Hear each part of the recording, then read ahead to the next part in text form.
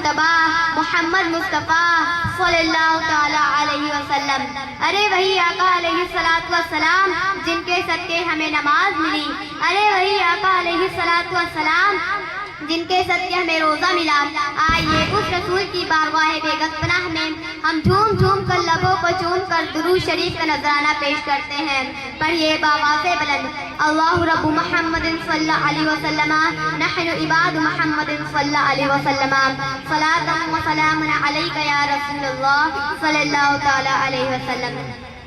حضرت عبد المطلب ایک مرتبہ خانہ کعبہ کا طواف کرتے ہیں، کرتے کرتے کیا دیکھتے ہیں کہ خانہ کعبہ اچانک منہ کے بل گر جاتا ہے۔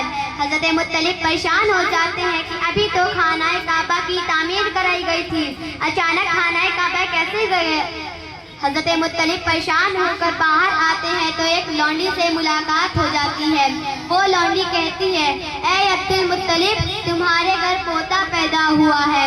خدا کی قسم مسلمانوں، حضرت عبد المطلب نے فرما دیا کہ اے مسلمانوں سن لو، یہ خانہ کعبہ گرا نہیں تھا بلکہ سجدے میں تھا، کیونکہ آج میرے پوتے محمد عربی رسول اللہ صلی اللہ تعالی علیہ وسلم کی ولادت باسعادت کا دن تھا۔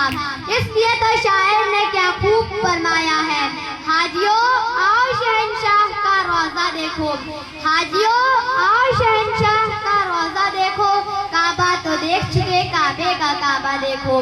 حضرت جبریل علیہ السلام حضور صلی اللہ تعالی علیہ وسلم کی بارگاہ رسالت میں عرض کرتے ہیں، یا رسول اللہ صلی اللہ تعالی علیہ وسلم، میں نے داؤد علیہ السلام کی امت کو جہنم میں دیکھا۔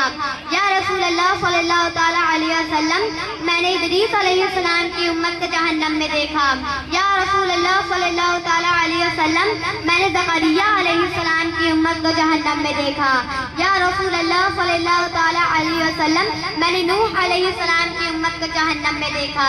اتنا کہہ کر حضرت جبریل خاموش ہو جاتے ہیں، کیونکہ انہیں پتا تھا اگر میں رسول کو ان کی بھی امت کو جہنم میں جانے کا تذکرہ کر دیا تو رسول کا چین بے چینی بدل جائے گا، حضور کا قرار بے قراری بدل جائے گا، حضور بے قرار ہو جائیں گے، حضور کی آنکھوں سے آنسو اشکبار ہونے لگیں گے۔ اتنے میں میرے حضور عرض کرتے ہیں، اے جبریل، کیا تو نے میری بھی امت کو جہنم میں دیکھا ہے؟ حضرت جبریل مجبوراً عرض کرتے ہیں، ہاں یا رسول اللہ صلی اللہ تعالی علیہ وسلم، میں نے آپ کی بھی امت کو جہنم میں دیکھا ہے۔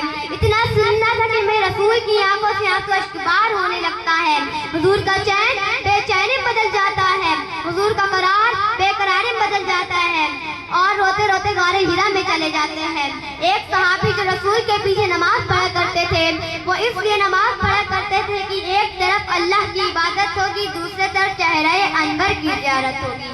ایک طرف اللہ کی عبادت ہوگی، دوسرے طرف ضحیٰ کی زیارت ہوگی۔ روتے روتے وہ صحابی رسول ایک جنگل میں جاتے ہیں اور چرواہے سے عرض کرتے ہیں، اے چرواہے، کیا تو نے میرے محمد صلی اللہ تعالی علیہ وسلم کو دیکھا ہے؟ کیا تو نے ما زاغ البصر کو دیکھا ہے؟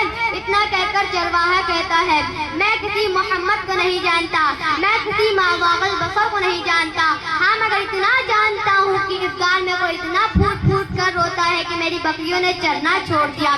اللہ اکبر! میں رسول صلی اللہ تعالی علیہ وسلم غار ہرا میں زار قطار رو رہے ہیں۔ کس کے لیے رو رہے ہیں؟ ہم گنہگار امتیوں کے لیے رو رہے ہیں، اور آج کل ہم کو تو نماز بھی ڈھنگ سے پڑھنی نہیں آتی، اور میرے آقا علیہ السلام غار ہرا میں زار قطار رو رہے ہیں۔ صحابہ اکرام جب چرواہے کی یہ بات سنتے ہیں تو وہ سمجھ جاتے ہیں اتنی دردناک آواز سے رونے والا میرے نبی کے سوا اور کوئی نہیں ہو سکتا۔ روتے روتے وہ صحابی رسول غار ہرا میں جاتے ہیں، کیا دیکھتے ہیں کہ میرے نبی کا سر سجدے میں ہے اور زار قطار روتے جا رہے ہیں، روتے جا رہے ہیں۔ صحابہ اکرام عرض کر رہے ہیں، یا رسول اللہ، سر کو سجدے سے اٹھا لیجئے، میرے آقا سر کو سجدے سے اٹھا لیجئے، ما زاغ البصر، سر کو سجدے سے اٹھا لیجئے، اے حسن حسین کے نانا جان، سر کو سجدے سے اٹھا لیجئے، اے فاطمہ الزہرا کے بابا جان، سر کو سجدے سے اٹھا لیجئے۔ لیکن میرے نبی ان کی بات نہ سنتے ہیں، بلکہ بار بار اپنے رب کی بارگاہ میں عرض کر رہے ہیں، وَبِّ حَبْلِ أُمَّتِي وَبِّ حَبْلِ أُمَّتِي، اے اللہ میری امت کو میرے حوالے کر دے، اے اللہ میری امت کو بخش دے، اے اللہ میری امت کو میرے حوالے کر دے۔ اتنا کہہ کر صحابہ بار بار عرض کر رہے ہیں، یا رسول اللہ، سر کو سجدے سے اٹھا لیجئے، میرے آقا سر کو سجدے سے نہیں سبحان ربی الاعلیٰ پڑھا ہوگا. عمر فاروق نے سجدہ کیا تو سجدے میں سبحان ربی الاعلیٰ پڑھا. عثمان غنی نے سجدہ کیا تو سجدے میں سبحان ربی الاعلیٰ پڑھا. کسی مفتی نے سجدہ کیا تو سجدے میں سبحان ربی الاعلیٰ پڑھا. اور حضرت علی نے سجدہ کیا تو سجدے میں سبحان ربی الاعلیٰ پڑھا. کسی مفتی کا سجدہ سبحان ربی الاعلیٰ, کسی مجاہد کا سجدہ سبحان ربی الاعلیٰ, اور کسی امام نے سجدہ کیا تو سجدے میں سبحان ربی الاعلیٰ پڑھا. ہم لوگ بھی سجدے میں سبحان ربی الاعلیٰ پڑھتے ہیں, لیکن میرے نبی کا سجدہ نرالا تھا, میرے نبی کا سجدہ انوکھا تھا, میرے نبی کا سجدہ ہم سب کے سجدوں سے الگ تھا.